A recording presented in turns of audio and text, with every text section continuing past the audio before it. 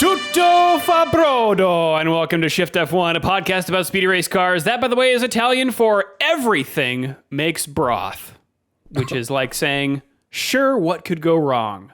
And what could go wrong with introducing a new spec of rain tire during a flood warning? Probably nothing. I'm Drew Scanlon. Joining me, Danny O'Dwyer. How are you, Danny? I'm doing good, Drew. I woke up almost 20 hours ago because I am in Maryland right now, having flown back from Ireland. Oh, wow. A different land, and my daughter woke up jet lagged at 3 a.m. So I'm just doing fantastic. If Race Around the World isn't shouted with as much gusto this week, that's why. Also, for you watching on YouTube, if I fall asleep during this podcast, that's also why. But it's not a commentary on the race that I missed last week, I promise. Wow, we got jet lag, we got internet lag, and we got Rob Zachney. How are you, Rob?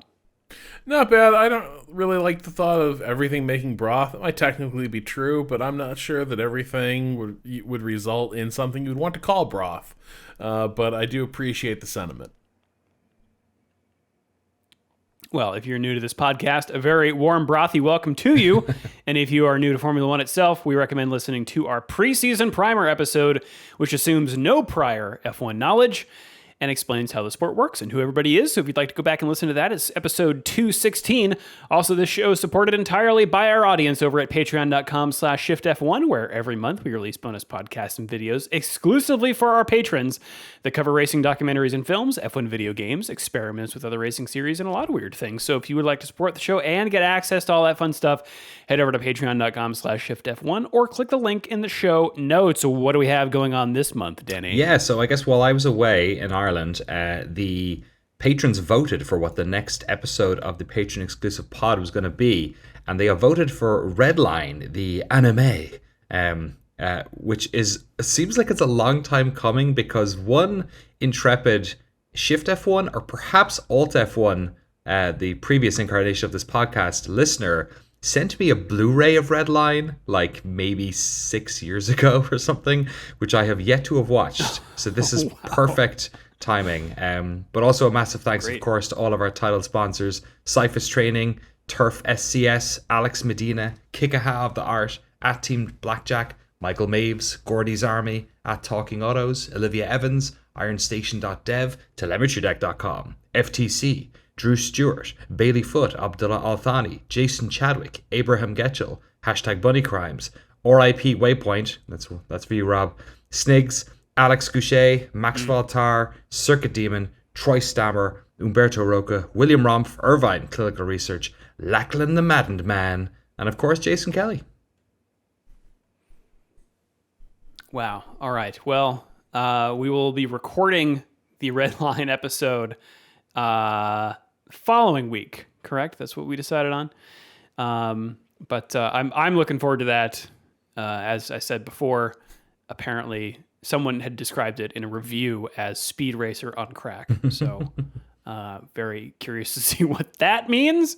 But let's take it to the news, everyone, here before we get to Imola, ahead of the Emilia Romagna Grand Prix. Everyone seems, Rob, to be bringing some upgrades. Yeah, this is it is the time of the long-awaited first wave of what teams are calling major upgrades. So far this season, some upgrades have already debuted, but a lot of teams are showing up with major aerodynamic, what they hope will be fixes. We will see. But we're talking about components on the scale of new floors. For instance, in the case of, I think, AlphaTauri and Ferrari, I want to say, both have effectively reprofiled the floor of their cars. Mercedes has worked on fixing their suspension and trying to get on top of the issues that particularly Hamilton has raised with the car just not having good feel, with not feeling any connection to what the car is doing. AlphaTauri brought some changes to Miami already. They brought a revised wing, and apparently more upgrades are showing up for Imola as well. But it is the nature of F1 in 2023 that everybody's downplaying expectations. And I don't think they're sandbagging, right? I think it is just the reality of, in terms of where cars are and the ground they need to make up to really make an impression on some of the front runners, it does not seem like anybody's particularly optimistic that the upgrades are going to substantially change where their cars are finishing in the running order. To say nothing of bringing the Red Bull at least back within view by the end of a race. So it could be that there's a lot of nobody wants to be caught out over-promising for disappointing upgrades, but I also just think that this year has been humbling for a lot of teams in terms of like the delta between expectations and on-track performance.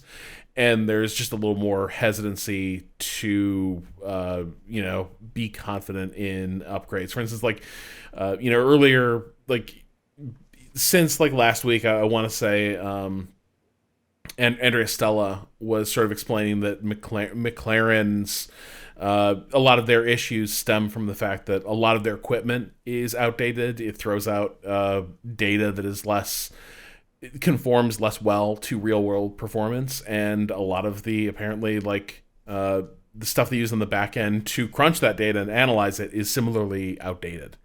So there's a lot of teams reckoning with... man, it's like the ATM system, it's all using Fortran. Yeah, exactly. There is a lot, like the early adopter problem, right? Is that McLaren was a cutting edge team 30 years ago. They have fallen out of cycle with what is cutting edge technology, and it has had a knock on effect that they are reckoning with. So I think a lot of teams are currently, having to reckon with the fact that they need these upgrades, yes, but also the pipelines that produce cars that are disappointing for a lot of these teams are also compromised in ways they have not figured out and are not going to fix in the first 3 months of a season as they prepare an upgrade rollout. Yeah. I mean, it's one of those wait and see moments. I think they're all bringing it now because we're back in Europe for a triple header. So you don't have to ship anything anywhere. You're in truck range. I also feel like Imola is a decent place to roll out upgrades. It's sort of your classic road course configuration in a lot of ways. It has a lot of different profiles for corners. So I do think you're going to get a lot of decent data off how cars run at Imola. Not necessarily how they finish, but just the running data I think is really valuable at a track like this. Well, those aren't the only changes coming this weekend, because Formula One has seen fit to drastically change up what's going on with the tires over the course of a weekend. So they're changing how many sets of dry weather tires each team gets per driver, reducing the number from 13 sets per driver to 11, to, in the words of Pirelli Motorsport Director Mario Isola, decrease the environmental impact generated by the production and transport of the tires. So instead of 8 softs, 3 mediums, and 2 hards, which was standardized a few years ago, each driver will now get a much more even allocation of 4 softs, 4 mediums, and 3 hards. In tandem with this, F1 is also changing the rules on what tires can be used in qualifying. So in Q1, drivers now must use hard tires.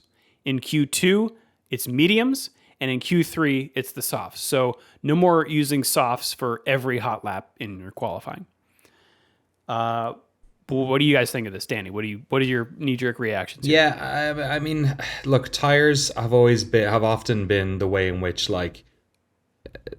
excitement has been generated.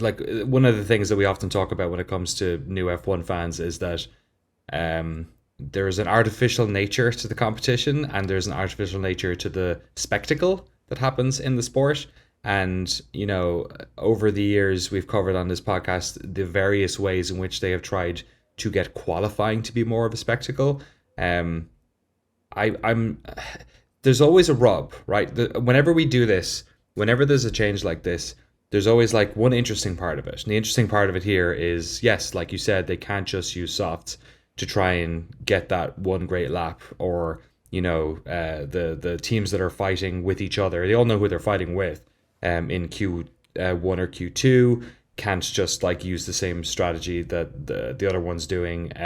They mightn't have as much play with teammates, giving other teammates toes, all that sort of stuff. But there's always a rub at the end of the weekend, especially when there's one of these tests. There's always something we didn't think of, but all the rest of the teams, because they were looking at this and like thinking the various ways in which it might come out, they had some strategy which completely inerted any fun thing that could happen. So the thing that we might see here is that there's less competition, is that the teams which have cars that don't perform as well, who maybe would have used the softs when stronger teams might have used another tire just to save them for the race, maybe it makes the spread even more obvious, you know what I mean? But it's always so hard to tell until you get into it. The other thing that might happen this weekend, as we're looking at the weather, is that this all might be completely inert if it's raining during quali and all this goes out the door. So we'll have to wait and see, really. Yeah. What are your thoughts, Rob? Yeah, I mean, like, there's a bit of where F1 is at right now with just in terms of tweaking things for the sake of the show, for the sake of competition, that there's a little bit of, like, the analogy I return to a lot is, like, game balancing in esports, right? Where, like, a thing that you would see cycle through a lot, the point was kind of frustrating, is that you would see developers retuning existing games based on what they were seeing in competitive play to try and address imbalances that they identified there. But the thing is, it's a moving target, that sometimes the imbalance that's there is just some people figured out early advantage strategies, and eventually those things been mooted as people catch up. And F1 is in this, I think, loop of trying to grab levers and throw them to like improve the spectacle, improve the competition. And hey, it sucks. Like it, like genuinely overall, the things they have attempted have failed. Like 2021, the end of the previous era, we were about to head into a much vaunted era of like the cars being able to follow each other closely, and it's going to be tons of overtaking. It's going to be really competitive.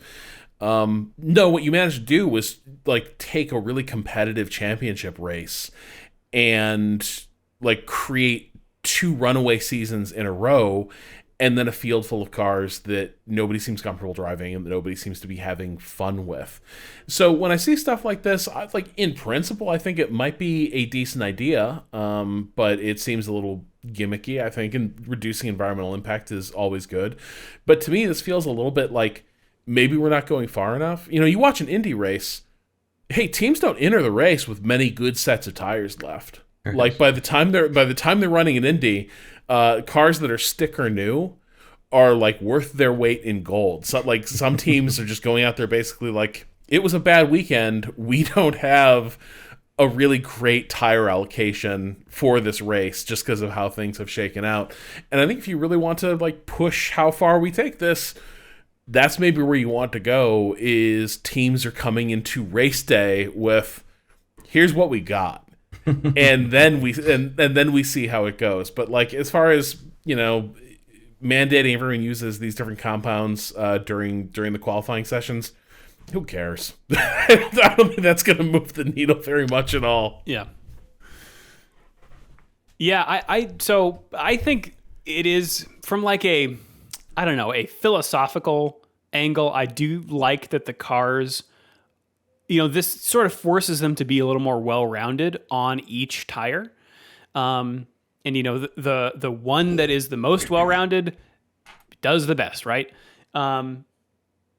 I do think I agree with you guys in that there is there's like minor strategy things that in some cases turn out to be big strategy things, like if they have enough tires for, to leap from Q1 to Q2, or whether they used up all their tires getting to Q3 and now have to start the race on some old ones, or maybe elected not to spend the tires to get to, you know, as high as they could in Q2 and now are a little out of position, and that has impact on the race. We're not going to see any of that, right? So, I don't know. I think I think I'll just wait and see again. Along with this, though, F1 has also introduced a new specification for the full wet tire that does not use those electric tire warming blankets. This is also part of F1's green push to eliminate tire blankets entirely by 2024. Drivers are a little skeptical of eliminating blankets, saying that it could be unsafe to drive the cars since they're tougher to drive when their tires are ice cold and less grippy. And like I said, and like you alluded, Danny, this is the first weekend with these full wet tires, and judging from the weather forecast, it looks like they might be put to the test. According to racefans.net, quote, the highest possible weather warning, a red alert, has been put out for May 17th with floods, landslides, and instability expected to the west and north of the town of Imola, where the Grand Prix is being held. While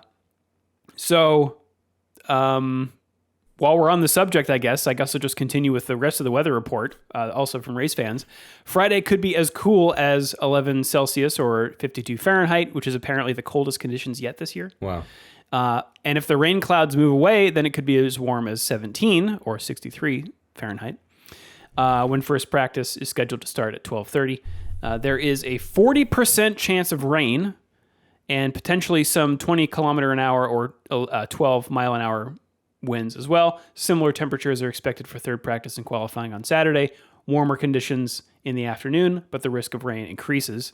A sunny morning means the track temperature could be at its highest when it comes to the race on Sunday, and the wind will continue to ease. However, that also means that any rain clouds which drift in are unlikely to blow away quickly. So it's going to be a trial by fire for the wet weather tires, I would say. I'm sure nothing disastrous will happen. Well, that almost makes it sound like I don't know. I'm curious. Should an event like this be held given like public getting to the race? That is the one. When I hear that, I'm like, is this something where tons of people are going to be driving to the track in like biblical conditions? Because that's less than ideal. Yeah. It says the heavy rain has led to warnings that rivers in the area may burst their banks. The Saterno River flows nearby the Imola track and its paddock, where the F1, F2, and F3 teams will be based. Wait. So imagine people walking around in galoshes. Are they bringing that up because the paddock and all that shit is below the level of the river? Like, is the track on a floodplain? Guess we'll find out. I don't know. Yeah. So even if like, and fingers crossed that like, worst doesn't come to worst, but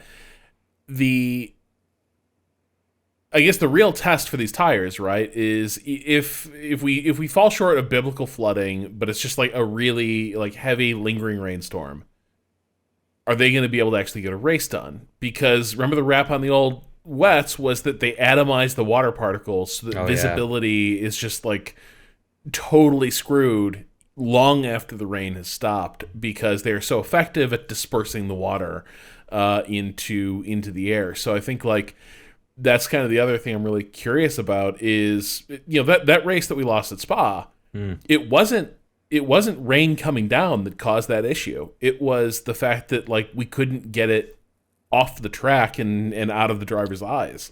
So this seems like I would not be surprised if this week we are discussing another F1 disaster effectively as people tune in for hours of like, is this happening or not? It might be great, though. Like, what if the new wets are the heroes? Roman Grosjean, former F1 driver, now in IndyCar, is out here saying that IndyCar's wet weather tires are better, specifically that he could stay flat out in the straights where he couldn't in Formula One. So maybe these will be closer to that. The other thing we see. should remember, and I'll talk about this a little bit when we get to the track walk, is, do you remember last year's race here where they didn't turn DRS on for like 35 laps because of fears, I think mostly over the Russell Bottas crash that happened the year prior, about there being a bad crash. I mean, Imola is Imola, right? It's where Ayrton Senna crashed as well and lost his life, and it's where, there is not much runoff in various parts of this track. So if ever there was a track where they're going to be a little bit more cautious than usual, it's probably Imola. So that, if they're going to err on the side of caution, they're definitely going to do it here. Yeah, well, Formula One is the company is not. They have said that they're going full speed ahead, despite the red alert.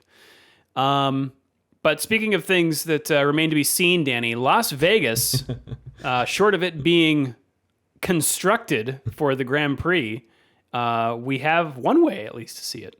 I don't want to tell you how to do your segues, but there was a really easy red alert to Formula One video game one there. You just kind of left on the table. But don't worry about it. Well, I'm thinking of what's gonna be my thumbnail image for this. Oh yeah, good point. I don't want to burn my red alert references in the podcast, but maybe there'll be something else. Good point. I guess F1, the new video game, is coming out pretty soon. They do this, if you're new to the sport, it's usually during the sort of summer break is when we get to play the new F1 video game, because Codemasters, or EA, I guess at this stage, EA Codemasters have the unenviable task of trying to replicate a sport which changes quite a lot every year, especially when it comes to how good each car is in relation to each other. So they put up a video that was basically detailing some of the new goodies that are going to be in this year's game, in terms of, there's a bunch of stuff about feedback controller, how the game will handle all the sort of usual stuff. But one of the interesting things is the tracks that are in there. We get our first little peeks at both the Vegas track and the Losail track in Qatar that we're going to be racing at later this year. Both of these tracks are in it, but very different, I would say, in terms of accuracy by what they're talking about. Vegas seems to have been predominantly constructed using, photographs, photogrammetry of the track, maybe public data on the roads and things like that. Losail, on the other hand, is like the full beans, laser circuit, all the CAD stuff they would have had when they were building the track. And you notice that when you're playing the games, Monza, for instance, when you come off what's the name of the turn at the end? I'm very tired. They always remind me Parabolica. It always reminds me of a Tool album. When you come up to Parabolica, that little bit of a bounce that's on the left-hand side there, all those little bumps, those are especially important, I think, in street circuits. So I'm guessing Vegas will be probably as accurate as you can get, but maybe won't be as accurate as some other tracks in regards to that type of sort of minute detail.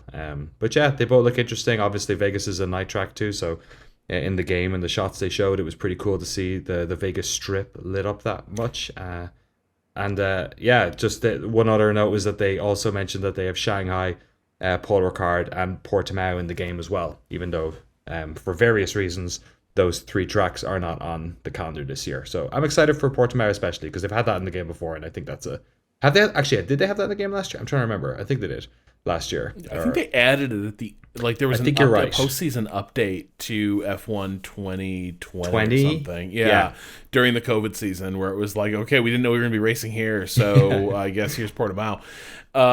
Look, I think they should just lean into the fact nobody's seen the Vegas race yet. Just go full Need for Speed underground with that shit. Like, nobody knows anymore. You can just be like, hey, this was our simulation data of how we thought this race might look like. It's like Empire City and Need for Speed or something. Just like we kind of figured. F1 Race Stars. Remember that game? Yeah. Yeah, Bellagio. How is the Bellagio fountain at the end of every straight? I don't know, but it's cool. And all the cars have underglow. Yeah. Oh yeah. I thought it was cool just to see, realized in some virtual form, the cars racing down the strip. Like you hear that, like they're gonna do that, and just see it. It's different. Also, they've modeled the sphere. Yes, they have. It's a circle, as it turns out. It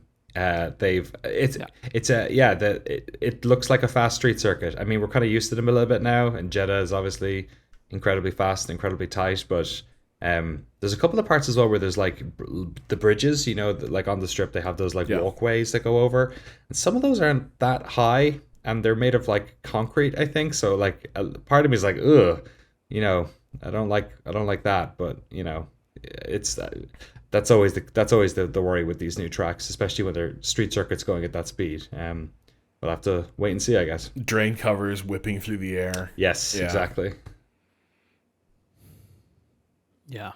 All right. Well, we'll have to wait on that one, but we're not going to wait very long for Imola, Danny. Yeah, Emila's a sort of a new old friend, as it were. This is a tried and tested track in Formula One for many, many years. First raced in 1980 in the name Imola. Now it's technically known as Autodromo Dino Ferrari. It was renamed that in the late 80s.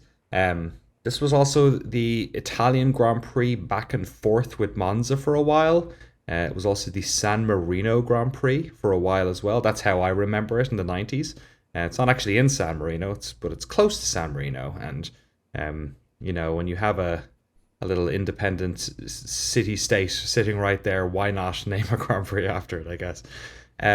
63 laps long. It's not the longest track in the year. It's 4.9 kilometers. It's about 3 miles. Drivers really like it though. It's like super fast and fun. It's like a roller coaster. There is very little, I would say that the track isn't particularly. It's wide enough for a classic racetrack, even if the cars have gotten wider themselves. But it does have very punishing runoff. Not crazy like a street circuit, but it's not really the type of track where there's many places you can go off and not hit a wall. Acqua Minerale is one of the more famous spots for this. It's where Charles Leclerc had his off. I think it was 2 years ago now. But like I said, one of the issues that we ran into last year was that there was quite a DRS strain going on, and the race was kind of a race in two halves. It was a weird sort of a litmus test for what F1 might be like without DRS. And not to say it was completely uncompetitive in the first half, but basically it was a lot of very frustrated drivers, perhaps down to strategy as well, who just could not get past anyone until the DRS was lifted. I think it was around lap 35 of the 63. So that was due to inclement weather, so that's why I mentioned it again, because it might be an issue we run into this weekend.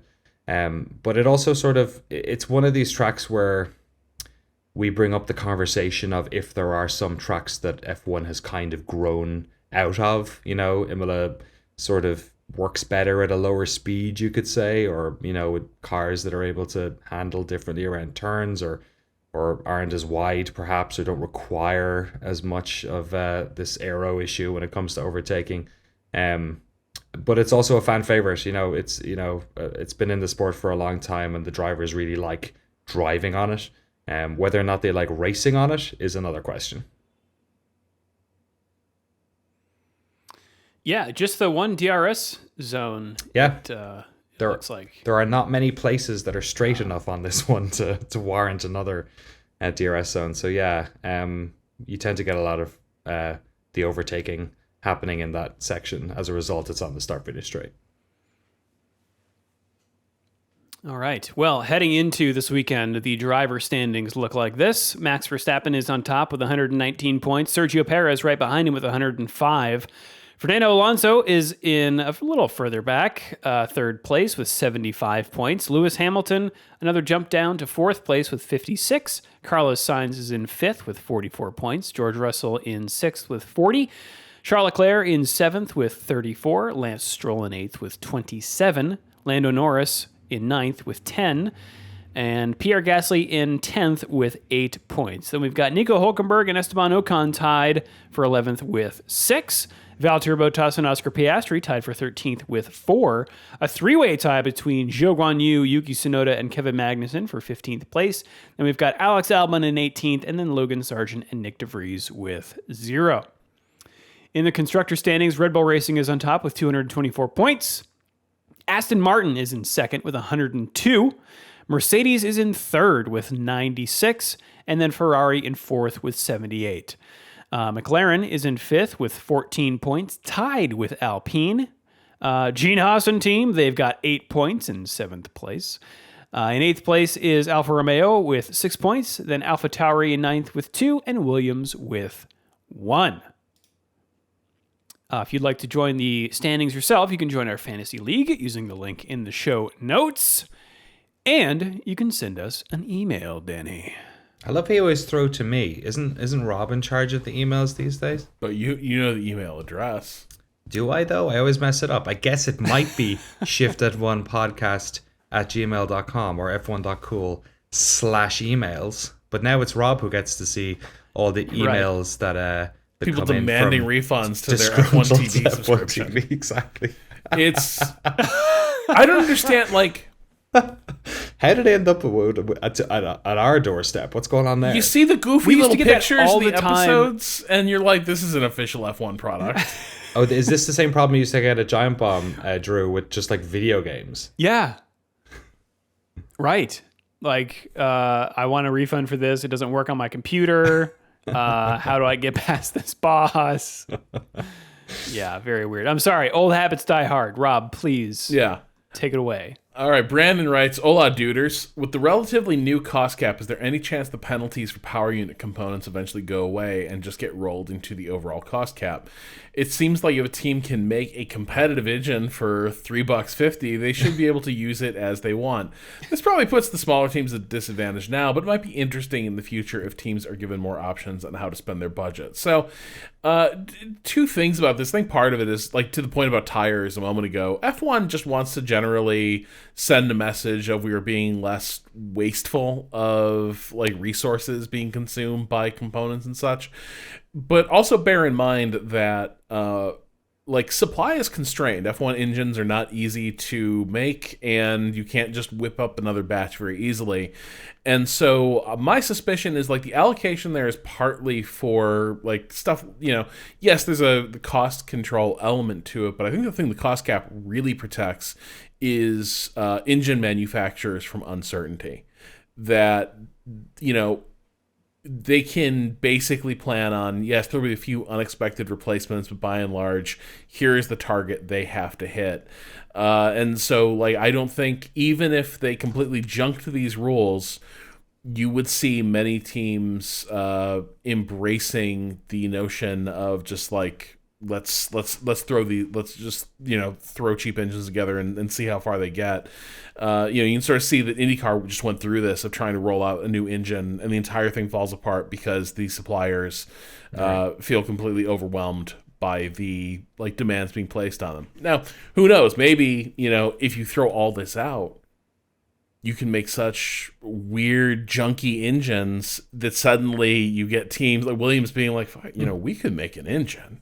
We're smart engineers. That would be pretty cool. I'm actually selling myself on this idea, but I do suspect that the way F1 is currently constructed with engine suppliers, the power unit requirements are not going to change just because they want to even that out and make it predictable year on year. Yeah. Drew, you want to take the next one? Well said. Sure. Chloe writes in, hello. I have a question that's been bugging me for a while, and it came up again at Baku.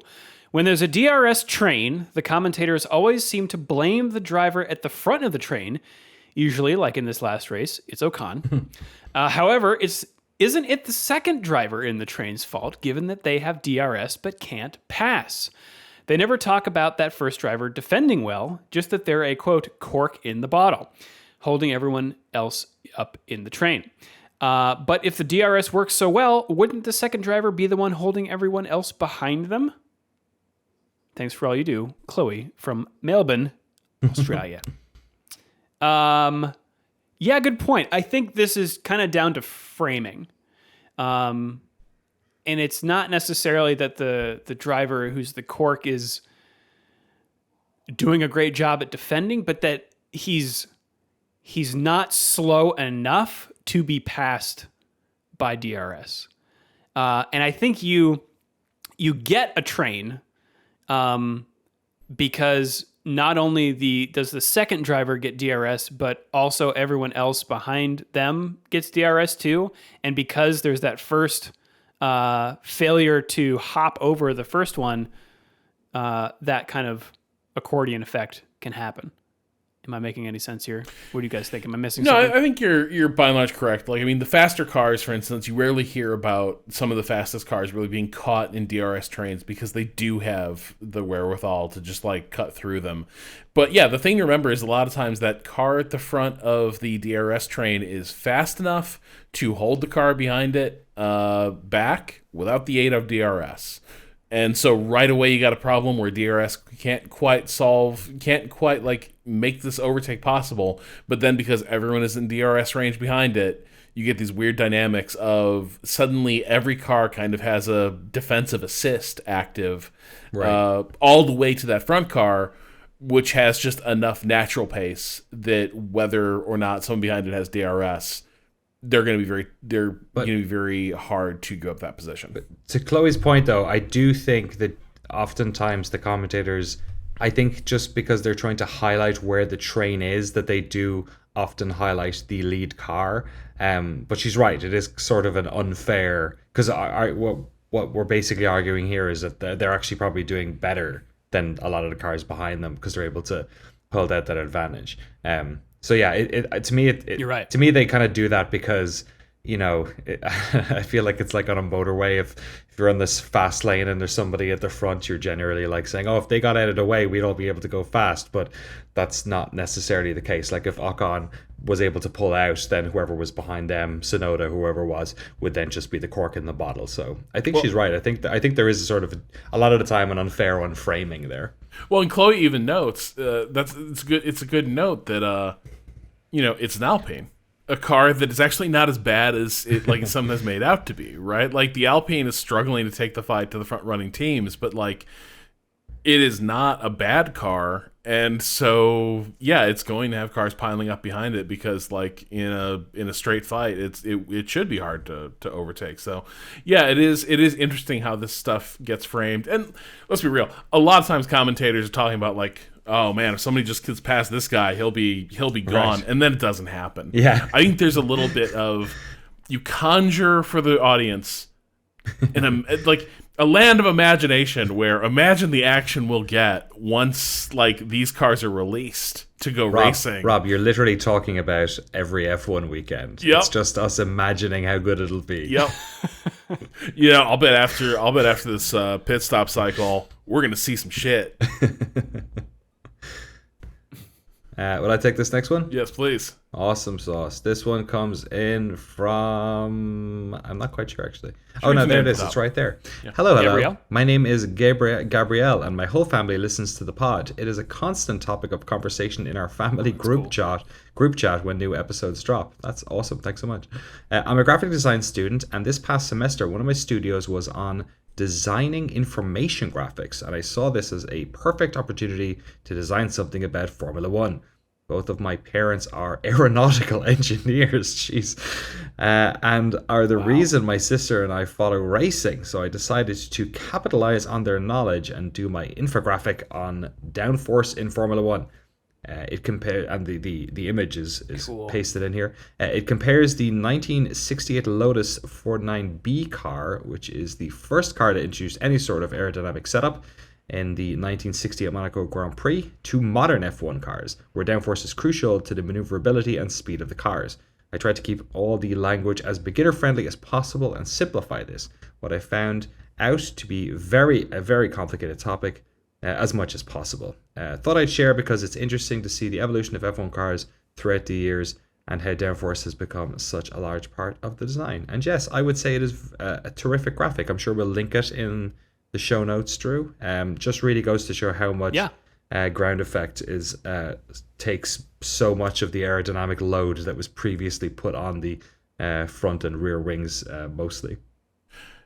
It is a great graphic. I like my two notes. One, I want a little more contrast to make some of these things pop a little more. But the big thing, I'm curious, just because I don't know the answer to this. Overall, if we what is the Newton measurement of like how much total downforce is being generated by aero in 1968 versus now? Because my suspicion is like the difference between the two numbers is wild. Because as this graphic points out, the floor of the entire frame of the car in 68 is acting like a wing and is like undoing some of the downforce caused by the actual wings, right? Because the hull of the car is sort of like trying to rise at those speeds, and they've largely solved that now. So I'm very curious, not just in terms of where the downforce is being generated, but I am so curious in terms of like how much press was on the 68 car versus like what drivers are experiencing now. Yeah, agreed. Anson writes, guys, question about car upgrades. Teams always talk about the scheduled upgrades. How much of the upgrades are something that is on a calendar and planned for when the car is developed versus how often are they reactionary based on observation and notes from drivers? Specifically thinking about the McLaren this car this year, where they'd only raced once and they were already talking about the massive upgrades for Baku. Like, if you had upgrades coming, why not just install them sooner than later? Why wait? So I think it's a few things. Like, you can know what the issues are, but you don't necessarily know what the answers are. But you can predict your process well enough that you know how long it will take to come up with like candidate answers and do quality control on the changes you are making and then produce them. You can't really you especially don't want to rush this stuff now, because everything in F1, because of the cost cap and because they also meter your simulation and your wind tunnel time, you really can't just like do rapid iteration and just try a bunch of stuff out. You really kind of have to make sure that you are arriving at decent answers that will actually be, if not like panaceas for your car, serviceable upgrades that you can use to build from there. So like a big part of this is, yes, from preseason testing, teams have identified here are problem areas. And from there, it is a matter of like having the different departments go through their processes to begin fleshing out what these upgrades will actually be and fabricating them. I do think there is a little bit of like something I'm really conflicted about with this era of metering all these things and having the cost cap is like, it does feel like it's made F1 really deterministic, where teams can't really rapidly turn the ship around and be like, our car sucks, we need to like completely tear up the design and revamp it to compete this season. Instead, like really early, you kind of get to this point of teams being like, well, we'll get them next year. Yeah. And that they're forced to play that long game because of the budget cap. But I also do think it causes some of the issues that we see in the sport, which is that like, we're sitting here really not very far into the season, but the entire thing feels like a foregone conclusion because the teams that could afford to be like, damn the cost, we are taking the fight to Red Bull, they're not allowed to do it. I almost feel like, does F1 need a little bit of a luxury tax rule where it's like, if you really look, you want to break the bank, like just bringing the fight to the front runner, go ahead. But you're also going to pay other teams for the privilege. Yeah. So the thing about big upgrades versus small upgrades, I think it's tough for us to know exactly how much this is the case, but I do think that there's something to be said for the cascade effect of when you change one component on a car, especially these cars and how complicated they are, how everything works together.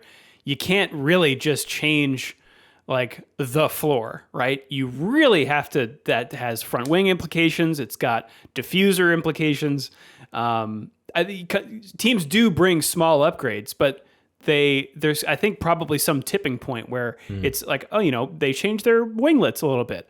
Or if it grows to some size, well, then we're talking about multiple things that need to change. So that's why we have like the big upgrades. And if you follow the sport closely enough, like there's probably articles. Formula One, I think, on their website does a lot of technical deep dives per weekend about the different upgrades that teams bring. You hear more about the big ones, but like there are little incremental upgrades going on all the time. That is a really good point. Imagine how infuriating it would be if you had like a front wing aerodynamicist being like, I move fast and I break things, and just rolling out like radically different front wings. And like everyone else who's further down the chain is just like, what are you doing? Right. I have dirty air now. You destroyed the side pod and our braking and our rear downforce because of your one bright idea. Right. So that is a really good point. That there's really not much you can change with these cars that doesn't like completely send shockwaves through the entire frame.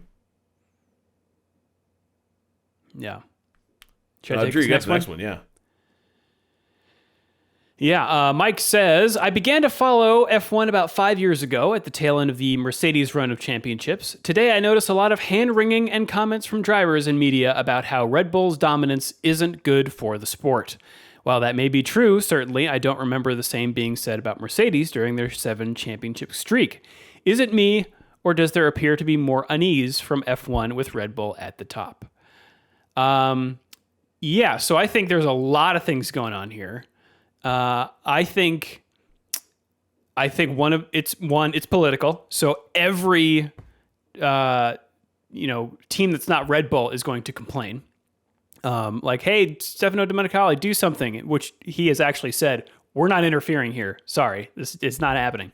And I think another thing that's happening is Red Bull it was a fast ascent to how far ahead they are. And I also came in at, I think, the beginning of the Mercedes dominance. So I don't remember that either. But I have a feeling it was more gradual and not as... I don't think it was. I think it was fast because what happened, remember, going back to what started the Mercedes era, it was power unit changes.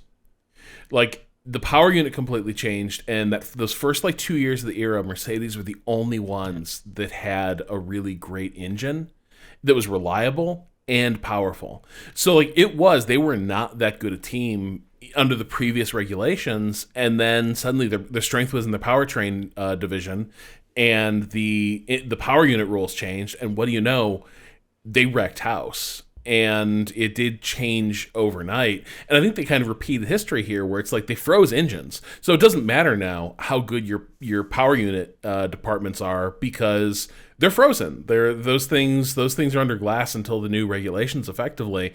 And so everything was aero-centered. And what do you know? There's one team that has maybe the greatest aerodynamic engineer in F1 history still working there. So I think that it can be sudden. I think it often is in F1. It's always the sense of somebody stole a march and got a competitive edge. But I think I think there are a couple things, which is this is more boring than the Mercedes era largely was. Mercedes, we can argue about whether Rosberg was real competition for Lewis in those years, but they had at least 2 years where that relationship was tense and fraught, and Rosberg managed to nick one of those championships out from under Lewis. And so of those many years of Mercedes dominance, we had a couple years of there being a compelling intra-team battle happening there.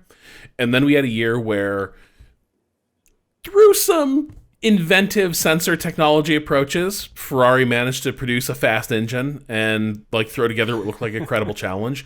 And then Red Bull was closing in visibly, and it that culminates in 2021. So I think it is, at sort of the outset of the Mercedes era, it felt a little bit less like the fight at the front was completely done. Whereas we'll see if Sergio can sustain that, but I think after Miami, everyone's kind of tugging their collar, being he may not be the Rosberg to Verstappen's Hamilton. I think for me, there's three separate things that sort of come to mind here. One is And a lot of it has to do with the context of the era that just previously went. I think when Mercedes had their first run, we still remembered what happened with Braun in 2009. So there was this idea that on any given season, some team might just rise to the occasion. Like maybe this is the year Ferrari figures it out. Maybe this is the year Red Bull figures it out.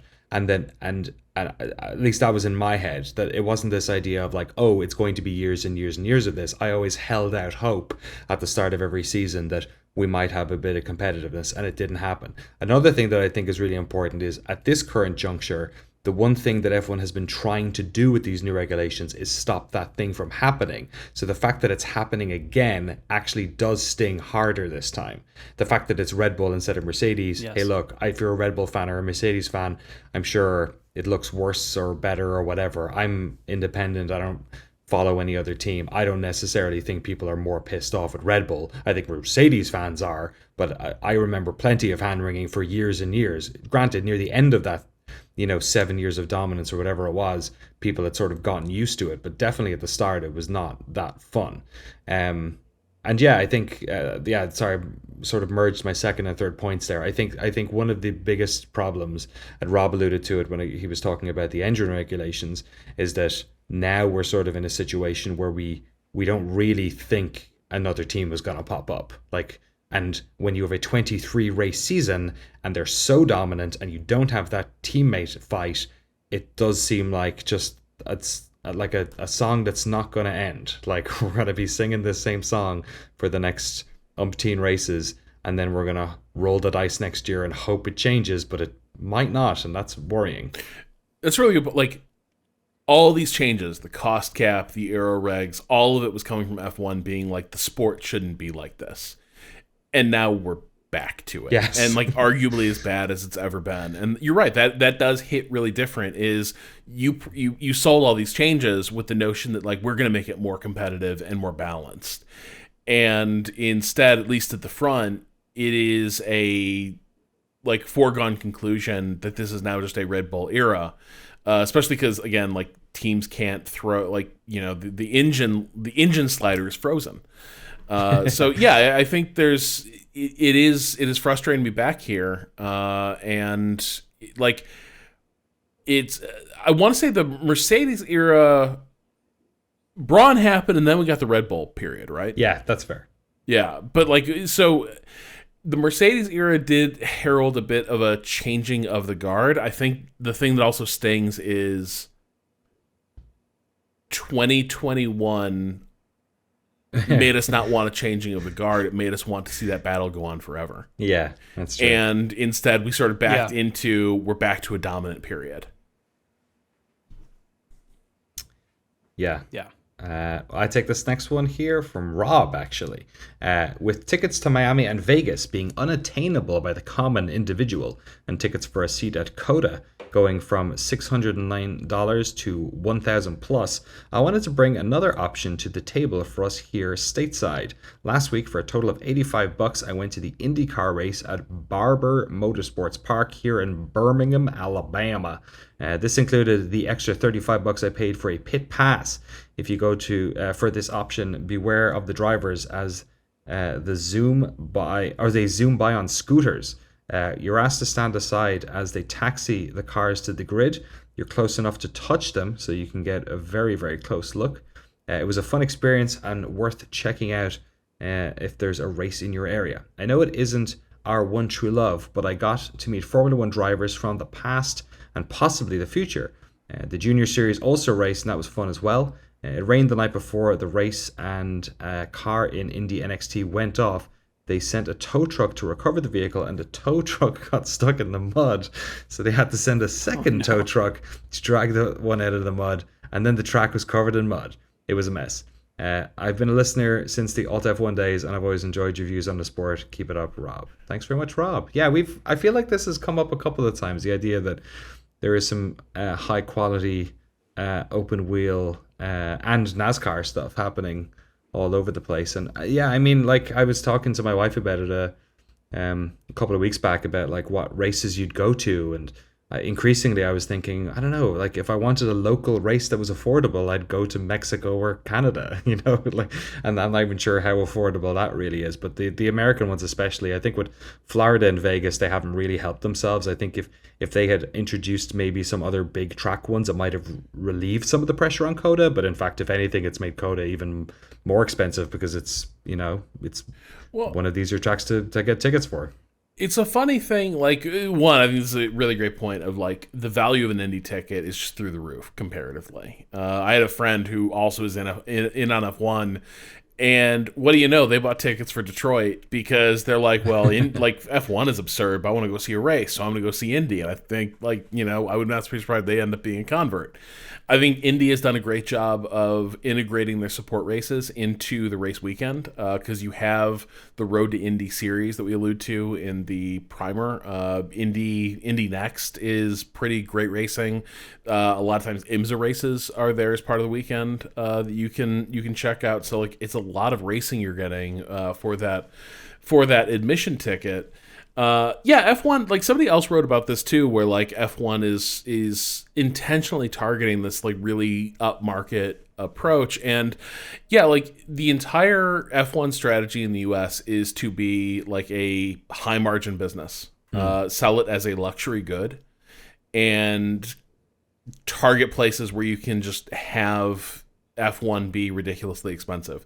And I think it's like, for them, it is not at all a bug that they are not able to get sort of mass adoption of this. It's a feature that they are like pulling in only the high rollers, because also like high rollers are going to be much less sensitive to price fluctuations. So yeah, like that's F1's strategy for sure, and I get how you get there, but I also do think for a few reasons it's good to give people a chance to connect with your sport for less than the cost of like a monthly payment on a pretty nice house.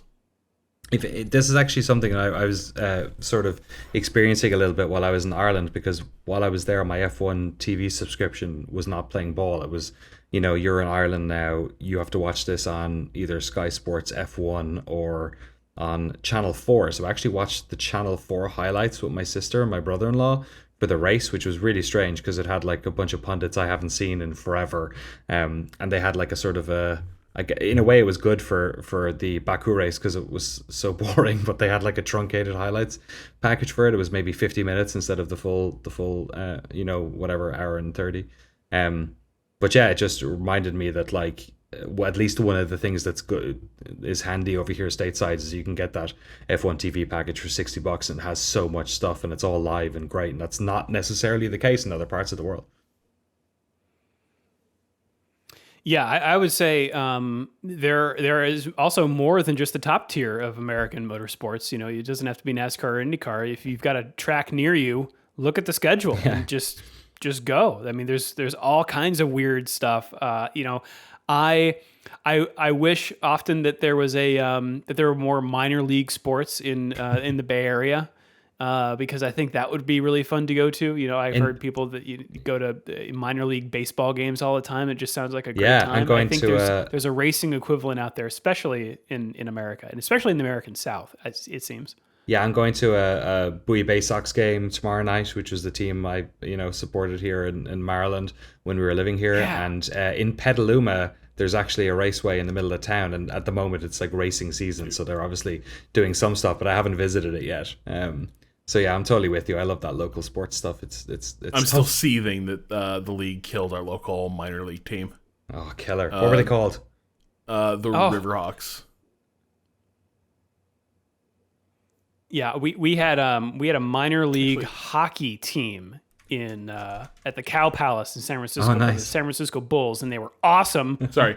And I only got to go to one game before they left. That's wrong. The Riverhawks are the collegiate team. The Riverhawks are still alive and well. The team was actually much cuter. It was the Lowell Spinners, because this was a textile town.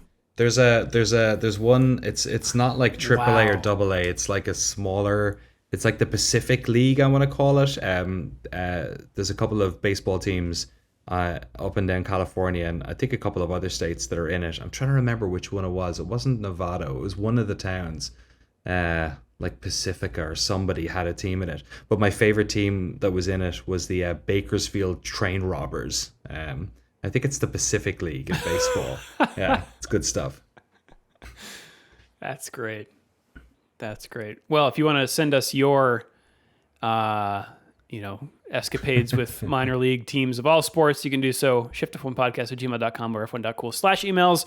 You can also hit us up on the socials. Those links are in the show notes. That's us around the internet. Should we take it around the world, Danny? Yeah, we could do it a little bit quietly because I want to make sure my daughter does not wake up too early from her jet lag sleep. So let's race around the world.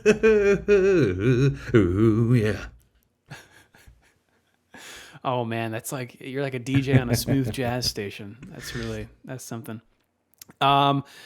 Speaking of not being televised, the F1 Academy is also on this weekend in Spain at the Circuit de Barcelona, Catalunya. Formula 2 and Formula 3 will be supporting Formula 1 at the Autodromo Enzo Edino Ferrari this weekend, as I mentioned. We've also got the Craftsman trucks at the North Wilkesboro Speedway in North Wilkesboro, North Carolina for the Tyson 250. Ooh.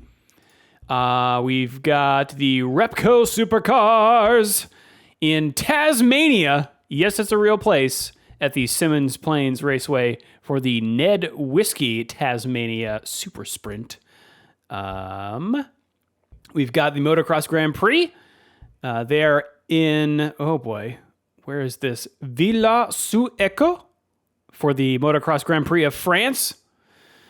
Super Formula is racing at Autopolis. My favorite. This weekend, which is a racing circuit located near Kamitsue Village in Hita City, Oita Prefecture, northeast of Kumamoto. And we got NASCAR. We're also at North Wilkesboro Speedway for the NASCAR All-Stars Open. Ooh, boy. All the stars. Got East and West. North Whoever Star. wins this race, that's who hosts the NASCAR World Series. And Formula 1, maybe you've heard of it, Friday, May 19th. Things kick off. Free practice 1, 7:30 a.m. Eastern time.